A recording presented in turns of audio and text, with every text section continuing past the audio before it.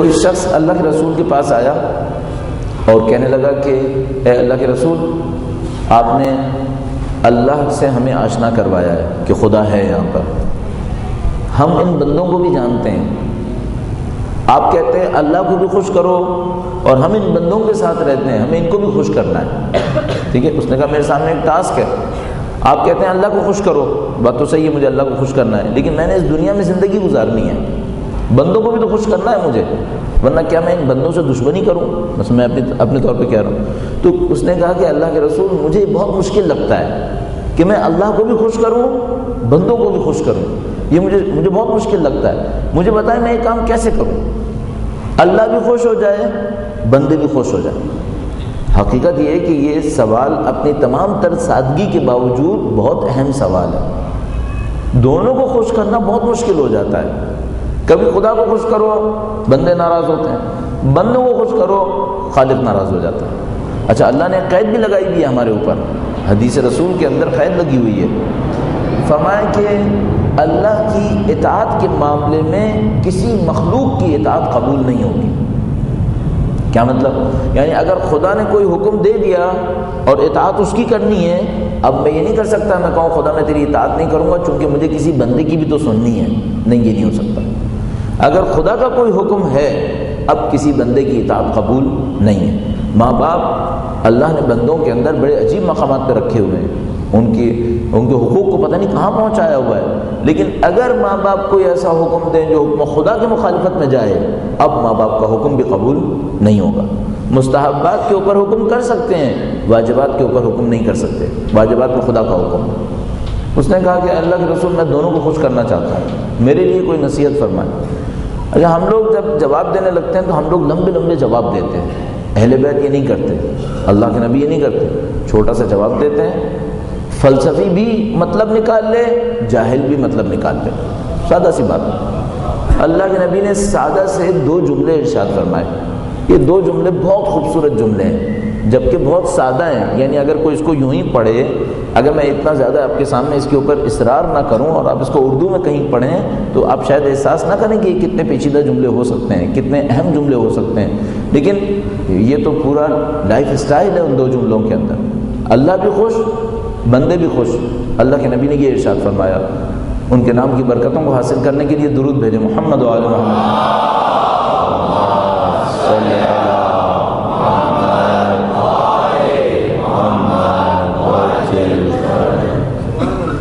اس سے پہلے کہ میں ایک اور عرض کروں، ایک اور روایت ذہن میں آتی ہے، کتنا عجیب ہے ہمیں یہ پتہ چلے کہ اللہ کے نبی ہمیں کیسے دیکھ رہے ہیں۔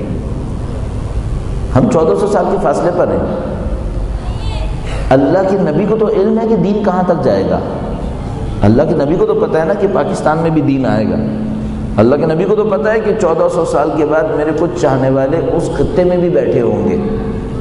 اللہ کے نبی نے ایک عجیب روایت ارشاد فرمائی، تفصیل ہے اس کی، اجمال یہ ہے کہ کہا کہ میرے بھائی ہوں گے آخری وقت کے اندر، فرمایا وہ کون ہوں گے؟ تفصیل ہے اس کو میں چھوڑتا ہوں۔ اصحاب نے کہا وہ کون ہوں گے؟ ہم آپ کے بھائی نہیں ہیں جنہوں نے جانیں دیے ہیں، بدر و احد میں آپ کا ساتھ دیا، خندق میں آپ کا ساتھ دیا، ہم بھائی نہیں ہیں، اور بھائی کوئی اور ہے؟ فرمایا وہ بھائی کچھ اور لوگ ہیں، آخری وقت میں آئیں گے، آخری وقت میں یعنی امام کی آمد سے تھوڑا پہلے آئیں گے، آخری وقت میں آئیں گے، نہ مجھے دیکھ پائیں گے نہ میری سن پائیں گے، کچھ نہیں ان کے پاس، صرف میرے نام پر ان کو سیاہی ملے گی اور سفیدی ملے گی۔ کیا مطلب سیاہی سفیدی؟ کاغذ ملے گا جس کے اوپر کچھ لکھا ہوا ہوگا، بس کاغذ دیکھیں، کاغذ کے اوپر جب کچھ رائٹنگ ہوتی ہے تو بلیک سے انک سے لکھا ہوا ہوتا ہے، باقی نیچے وائٹ ہوتا ہے۔ فرمایا نہ مجھے دیکھیں گے نہ مجھے ملیں گے، ان کو میرے نام پر سیاہی ملے گی اور سفیدی ملے گی اور اسی کی اطاعت کر لیں گے،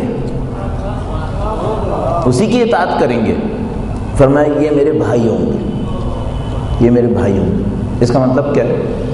آج کے دور میں میں اور آپ آئیں، اللہ کے نبی کی کسی مستند بات پر عمل کر لیں، ہمیں نبی کی اخوت کا رشتہ مل سکتا ہے، اتنا بڑا رتبہ مل سکتا ہے اگر ہم یہ کام کر گزریں۔ اب اس تاکید کے ساتھ اللہ کے نبی کی روایت آپ کی خدمت میں عرض کرتا ہوں، درود بھیجیے گا، محمد و آل محمد صلی اللہ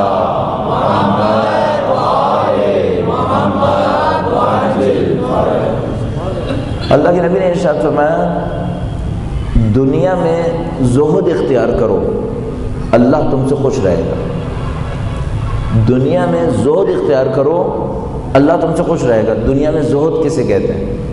دنیا سے بھر بھر کے مت لو، جتنی ضرورت ہے کم پر قانے ہو جاؤ. نہیں کہہ رہے کماؤ کم، نہیں، کماؤ تمہیں جتنا مرضی کمانا ہے کماؤ، اپنے لیے کم رکھو، دوسروں کو دے دو، زہد کرو. اچھا، ہم لوگوں کے ساتھ کیا مشکل ہے؟ یا تو میں غریب ہوں تو زاہد ہو گیا، جبری زہد، اور اگر میں امیر ہوں تو پھر دولت میری ہے. اور اگر کوئی مجھ سے کہے کہ کماؤ خود کم رکھو دوسروں کو دے دو، تو پھر میں کہتا ہوں پھر کمانے کا فائدہ ہی کیا ہے؟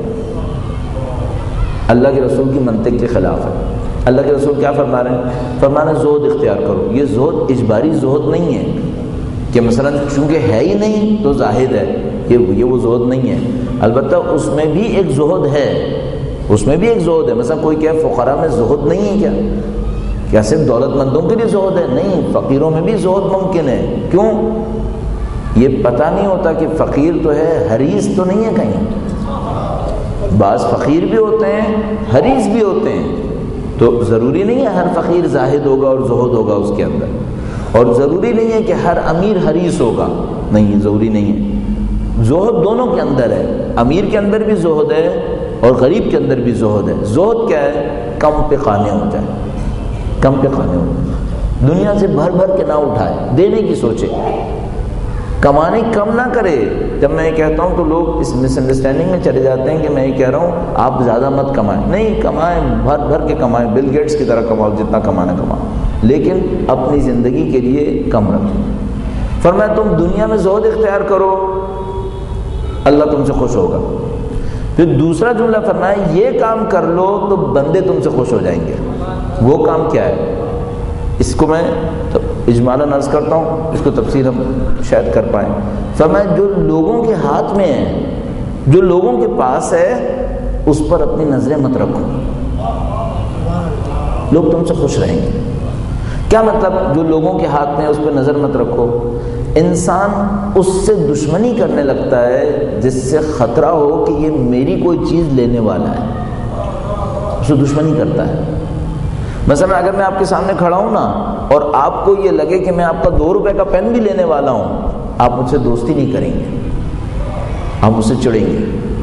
اور اگر میں آپ کے سامنے ثابت کر دوں کہ بندہ خدا تمہاری زندگی کی کسی چیز پر میری کوئی نظر نہیں ہے، اب خود بخود آپ دوستی کریں گے.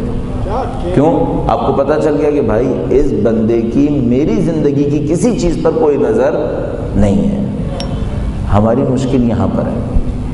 اچھا، اب کوئی ممکن ہے پوچھے کہ بھائی دنیا میں تو رہنا ہے اور دنیا میں لین دین کریں گے. مثلا میں اگر دکان میں کھڑا ہوں اور ایک آدمی کسٹمر آ رہا ہے تو مجھے اس کی جیب پہ نظر رکھنی ہے نہیں رکھنی ہے کہ دے گا یا نہیں دے گا؟ تو میں جواب میں اس سے کہوں گا کہ تم خدا پہ نظر رکھو، خدا اس کو دلوا دے گا. نظر اس کے اوپر مت رکھو کہ یہ دے گا. کیوں؟ یہ بیچارہ دے ہی نہیں سکتا اگر خدا نہ دلوانا چاہتا ہو، اور اگر خدا دلوانا چاہتا ہو تو یہ روک ہی نہیں سکتا ہے. آپ خدا پہ نظر رکھو. بس کتنا چھوٹا سا، کتنا مختصر، کتنا جامع فارمولہ ہے بندوں کو خوش کرنے کا. اب آپ اس کے مصادیق ڈھونڈنا شروع کر دیجئے، مصداق ڈھونڈنا شروع کر دیجئے. مثلا آپ کسی کے کام آنا چاہتے ہیں، اس کو پتہ چل جائے نا کہ آپ کام کریں گے، فیس لیں گے، اب اس کا بیہیویئر کچھ اور ہوگا. اور اگر اس کو یہ پتا ہو یہ کام بھی کرے گا اور اس کو کچھ نہیں چاہیے، اب بیہیویئر کچھ اور ہوگا. یہ ہمیشہ آپ زندگی میں دیکھیں گے. اور پھر ممکن ہے، میں اس خطرے کو پیچھے سے پہلے کہہ چکا ہوں کہ ممکن ہے کوئی یہ کہے کہ پھر مجھے زندگی میں کھانے پینے کو کہاں سے ملے گا، تو میں کہوں گا اللہ پہ سوچو، اللہ دلوائے گا. خدا کیوں آپ کا احسان اپنے اوپر رکھے گا کہ آپ اس کی مخلوق کے کام آئیں اور وہ آپ کو محتاج کر دیں؟ کبھی احسان نہیں رکھے گا. آپ اس کی مخلوق کے کام آئیں گے، خدا آپ کی مشکل کو خود ہی حل کرے گا، خدا خود بخود کرے گا. بس عزیزان محترم، اگر آپ چاہتے ہیں ہماری دلوں کی محبتیں ایک دوسرے سے بڑھیں تو آسان ترین کام یہ ہے دوسرے کی کسی چیز پر نظر مت رکھیں. کم سے کم چیز کیا ہوتی ہے؟ کم سے کم. نہیں تو میں نے پیسے کا کہا نا، اس کے اوپر نظر رکھو تو وہ تو پھر بہت معاملہ خراب ہو جائے گا۔ کم سے کم چیز کیا ہوتی ہے جس میں میرے جیسا بھی مبتلا ہو سکتا ہے بہت ہی آرام سے، وہ کیا ہے؟ میں یہ توقع کروں کہ یہ مجھے احترام دے گا۔ اچھا، اس کا مطلب ہے میں نے پھر کچھ لینے کی سوچ لی ہے۔ جیسے ہی میں لینے کی سوچوں گا نا تو میں اپنے الفاظ میں کہہ رہا ہوں، یہ روایت نہیں ہے لیکن مجھے یہ سمجھ میں آیا ہے، جیسے ہی سامنے والے کو پتہ چلے کہ یہ مجھ سے کچھ لینے والا ہے، کچھ نہ کچھ یہ بے عزتی دے دیتا ہے، تھوڑی سی صحیح بے عزتی دے دیتا ہے۔ کیسی بے عزتی دے دیتا ہے؟ مجھے اس سے لینے کے لیے تھوڑا سا جھکنا پڑے گا تب وہ دے گا۔ اب میں اپنے ذہن کے اندر سوچ لوں، اپنے نفس کو قانع کر لوں کہ مجھے جو کچھ لینا ہے خدا سے لینا ہے۔ جیسے ہی میں یہ سوچوں گا دو کام ہو جائیں گے۔ ایک بات تو ہے کہ مجھے عزت مل جائے گی، کوئی میری بے عزتی نہیں ہوگی کیونکہ مجھے جھکنا نہیں ہے کسی کے سامنے، لوں گا تو جھکوں گا نا۔ دوسری بات یہ ہے کہ خدا میری تمام احتیاجات کو خود ہی پورا کرے گا کیونکہ میں نے اس سے امید رکھی ہوئی ہے، اور خدا فرماتا ہے جو مجھ سے امید رکھتا ہے میں اس کو کبھی نا امید نہیں کرتا ہوں۔ یہ سادہ سا اصول ہے زندگی گزارنے کا اور اچھی زندگی گزارنے کا، اس پہ آپ توجہ فرما چکے ہیں۔